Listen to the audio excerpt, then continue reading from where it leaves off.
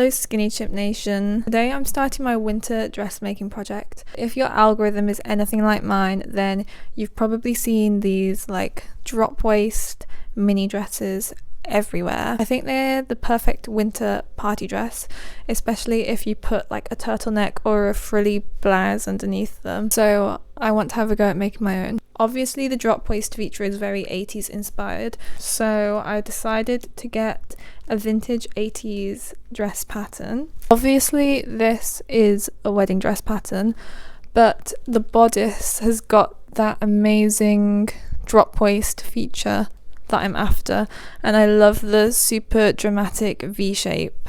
So we'll be using the bodice pattern from this and obviously altering the sleeves a bit because I just want a plain strap, and making the skirt a lot shorter. I might even make one of the little fabric flowers to put on the dress somewhere, just to like pay homage to the pattern that it originally came from. And then for fabric, I bought this amazing bottle green needle cord from Minerva.com. I wanted something that was a little bit heavy, that had some structure to it, but wasn't like completely stiff. So I went with a needle cord, which is a really fine corduroy, and it almost feels like velvet.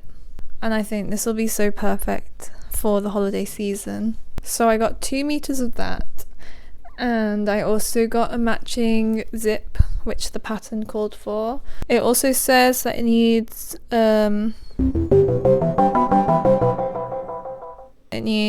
hook and eye, potentially some buttons, but I've got all of that at the studio anyway, and obviously matching thread and everything. I've already pre-washed the fabric, which is a very important step because if your fabric has natural fibers in it, it can shrink. So you want it to shrink before you sew with it. Otherwise you could sew a garment and it can end up being the complete wrong size after you've washed it. I'm about to start cutting out the pattern pieces, so I have all of the instructions laid out, and everything about vintage patterns is so stunning to me, even down to the fonts that have been used in the instructions and the way that the illustrations are done. So beautiful.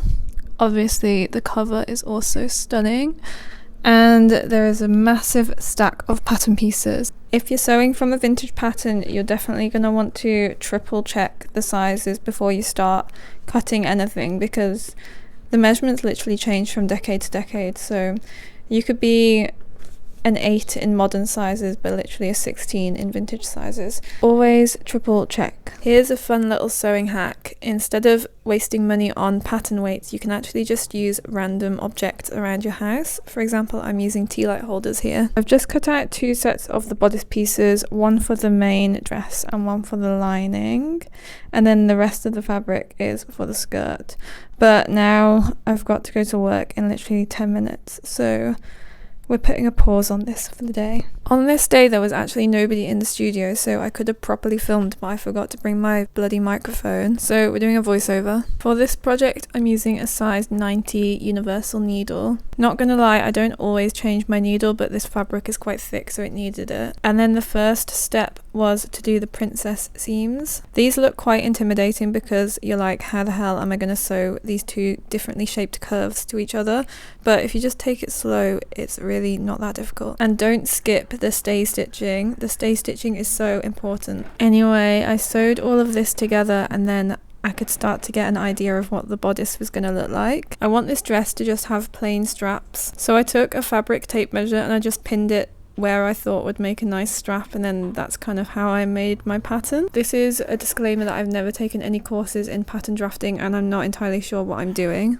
But I basically made a rectangle with the measurements and then made like a curved bit so that it would fit nicely on the front of the bodice. So that curved bit that you saw me drawing lines up with the curve of the bodice, and I just basted them together to make sure that it had actually worked and I hadn't just wasted all my time. This is what we achieved on this day, and I stayed in this studio till it was dark outside. I also did sew together the secondary bodice for the lining as well. So all that's left to do is sew the skirt pieces, attach the skirt to the bodice, attach the zip, and then sew in the bodice lining, flip it all inside out, and then it should be done. I also want to add some little bow details at the very end, as I said before, to like pay homage to the original pattern. So I'm thinking of doing a little bow on each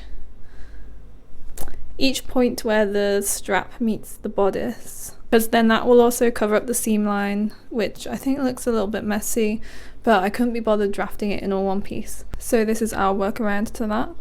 And then I might add a bow on the back like the original dresses in the pattern do, but I'll see how much fabric I have left and also if it's the vibe. Okay, let's go.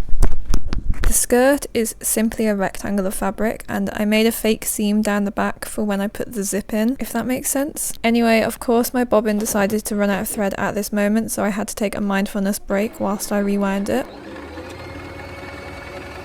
Once we were back in business, this is all pretty simple.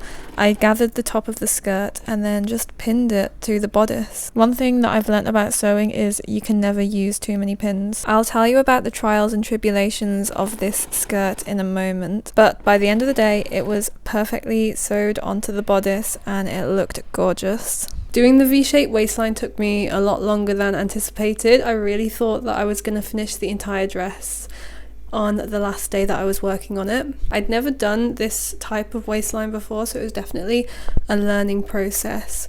And my tips, if you're gonna give it a go, are to make sure that there is no gathering in the skirt where the point of the V is gonna be, because that just leads to some like weird crotch folds.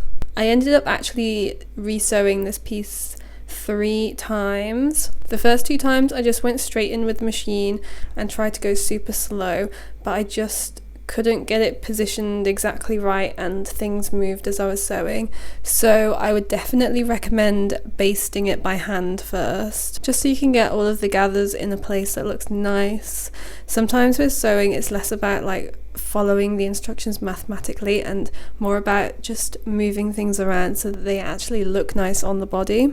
But yeah, 3rd time was the charm and I finally got it sewed together nicely. So today I think that we can finish it. Viewer, I did not finish this dress on that day. Well, I technically did, but then I tried it on and I needed to make some alterations. Anyway, here we are installing the zip. I used a concealed zip and I'm really happy with how neat I managed to get this. You can see where the point of the back bodice lines up. It is off by about 2mm, but I'm not about to re-sew a concealed zip over that. And then the rest of what I filmed looks like a whole lot of nothing, because I discovered it's really hard to film sewing a lining together in a comprehensive way. If you know, then you know. And if you don't know, then I'm sorry, this is not the video to find out how to do a bodice lining. But yeah, I put the right size together, I sewed it, I snipped it, I turned it inside out, and then you really just have to press the crap out of it, especially if you're using kind of a heavy fabric like this one. The dress was technically done here, I just needed to do one more round of fitting and alterations. And look how dusty this fabric makes my machine. Also, my light bulb broke during this time, so I'm gonna have to give her a proper clean and refurbish soon. The very final touch of this project was to make the little bows to go on the dress. I just sewed some long rectangles of this fabric and then tied it in bows. I don't really have any tips for this, you just sort of have to keep fluffing them until they look right. I hand stitched these onto the sleeves and then the dress was finally done. Way! So please now enjoy a montage of me looking cute wearing the dress.